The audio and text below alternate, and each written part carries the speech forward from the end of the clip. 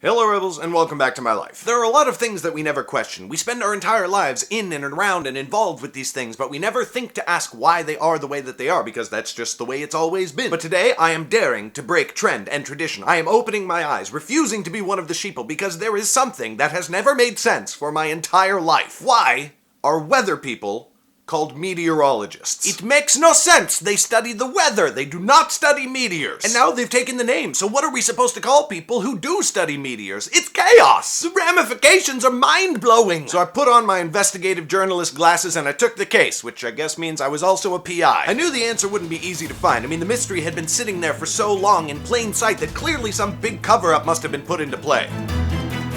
Oh, it's right here.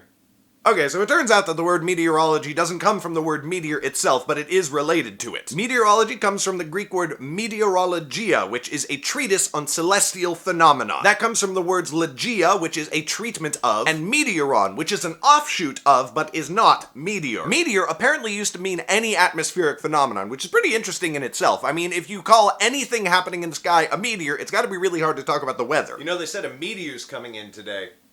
Ah!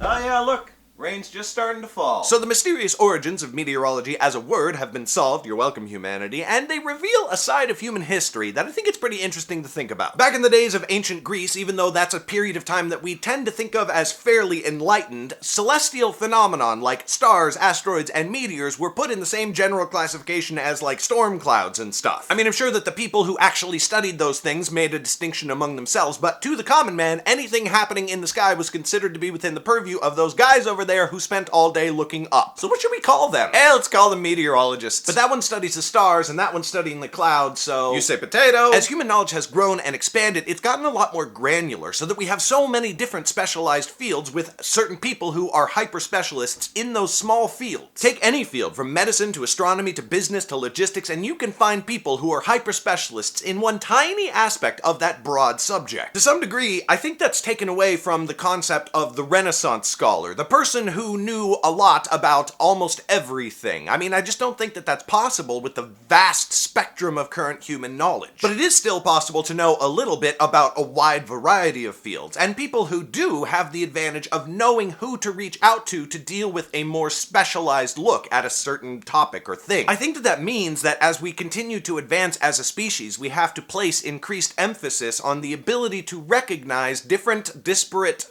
segments of human knowledge and know who to reach out to and coordinate their efforts so that they can all work towards some goal together in a sort of dovetail fashion. And it's also going to mean that we need to put some faith in people who have studied one of those specialized aspects of knowledge and trust that they probably know what they're talking about since they've spent so long studying it and we have not. But as with virtually all human advancement, this means that we have tremendous opportunities for collaboration and working together and uniting different pieces of knowledge that people thought didn't go together at all to create new ones. And I think that's pretty cool and exciting, so yay meteorologists! Thank you so much for watching, Rebels. An extra special shout out to my supporters on Patreon who make my YouTube channel possible. If you want to be one of those awesome and incredibly attractive people, click the Patreon link in the description below. I will see you tomorrow. Bye!